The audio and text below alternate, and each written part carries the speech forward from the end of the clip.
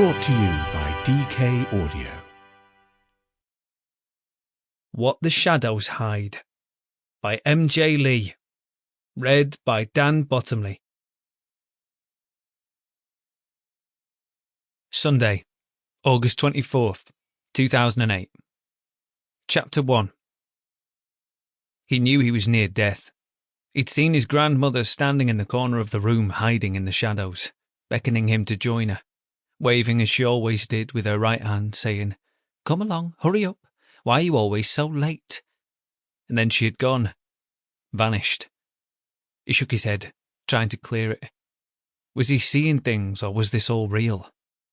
The heat was unbearable, a dry, coarse heat that made his throat rasp like sandpaper as he tried to swallow whatever saliva remained in his parched mouth.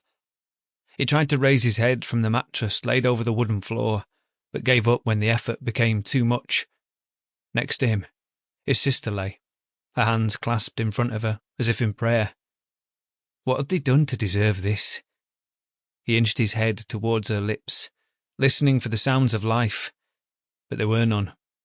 She hadn't moved for a long time. Was she still alive? He doubted it. He heard no breathing, no whimpers, no cries of pain, nothing. He wasn't sure how long they had been in this room. A small window high up in the apex where the wall met the roof was the only source of light during the day.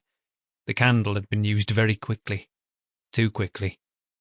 At first, they'd been certain someone would come for them, shouting at the tops of their voices for hours on end, finishing the bottle of water far too quickly. But there had been no response, no cavalry arriving, no knight in shining armour to rescue them. The person who had locked them away was no longer there, no longer cared. The days had passed, or were they mere hours? Sleeping and waking, sleeping and waking, sleeping and waking, losing all track of time and themselves, hunger and thirst gnawing at their bodies, drowning their souls. She had been full of energy at the beginning, urging him to force open the door with his bare hands. He had tried tugging at the handle, beating on it with his fists, clawing at the solid wood, losing his fingernails, the door still intact at the end of hours of struggle. She had lapsed into silence then, a zombie-like state, staring into the distance, her eyes unfocused, cradling the empty bottle of water like one would a baby. Through their chapped lips, they had talked about their memories of childhood, lived in two different places. For him, it was a day tobogganing with the neighbours when he was 11 on some slopes out near Alderley Edge. The neighbour was German, and she knew exactly what to do, teaching her son and him all the ways of making the sledge go faster. He never saw the boy again. His family moved away soon after to live in Hale and never came back.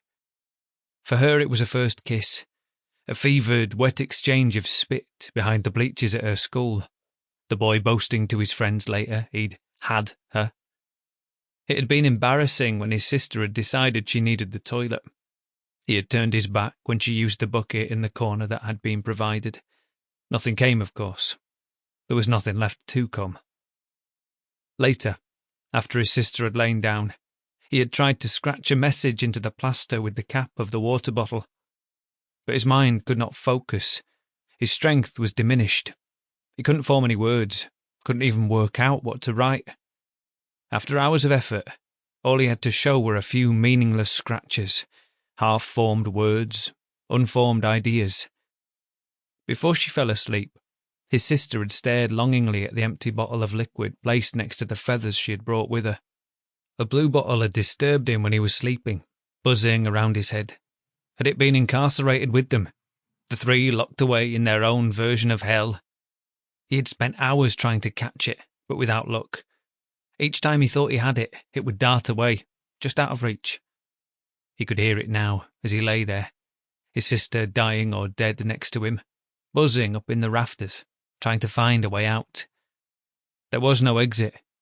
He had tried to shout, but the words wouldn't form in his throat. The blue bottle would never hear them. He wasn't going to last much longer. He knew that. Hadn't his grandmother already come for him? He opened his eyes and saw the small... Sample complete. Ready to continue?